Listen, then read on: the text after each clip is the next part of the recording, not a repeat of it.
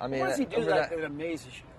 Well, I think one thing is his ability to mentally focus just for practice. And I say this all the time. You know, he's so locked in. Like when we're in the cage early in the morning, and we're doing our skill work, our catching defensive work. You know, he's so locked in. He's not talking to anybody. He's making sure he gets his work in. And you know, I think that's what kind of takes him to that next level of being a great, you know, being a Hall of Fame type catcher, is because he doesn't take a day for granted. He's always working hard. He's competing. Even in drills in the cage, he's always competing. He's always, you know, that locked-in mentality. You are the heir apparent. Everybody's talked about this for years now. That's the good news. The bad news is you're replacing Yadier Molina one day. Yeah. That's some pressure. Oh, you know, I don't see it as pressure because Yadier Molina didn't become who he was overnight. You know, his story is 16 years long. You know, if you look at him back from the beginning, you know, it's taken him 16 years to become who he is today.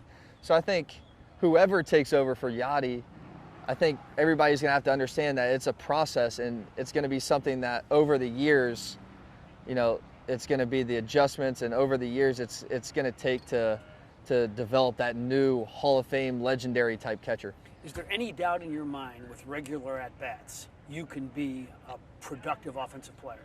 Oh, 100%. I think where I'm at now with where my skills are at, I feel great where my body's at. You know, so physically, mentally, skills-wise, I feel really good. I think the point where I'm at in my career is I need that big league experience. I need that consistent playing time in the big leagues in order to continue to grow and become that consistent producer.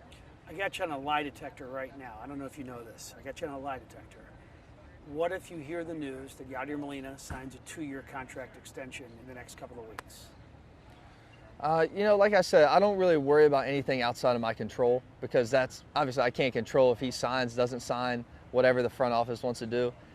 My goal is to go out every single day, continue to get better, continue to grow as a player, and I think when I look back at my career, if I continue to do that, I'll finish my career where I want to. Final thought.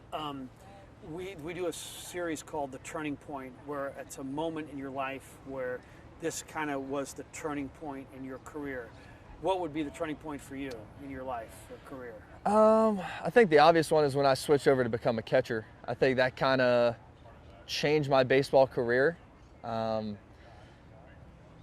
think that's the obvious one. I think the one point where I knew that baseball was a serious life path.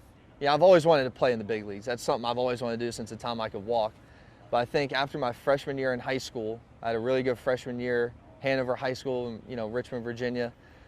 I had a really good year, and working with the coaches at Hanover, Coach Dragom and Coach Hoy, I was able to kind of transform my game, especially offensively. And that's when I started to get some college looks, and that's when I was like, okay, this is real. I know I can play college baseball. I can play at the collegiate level.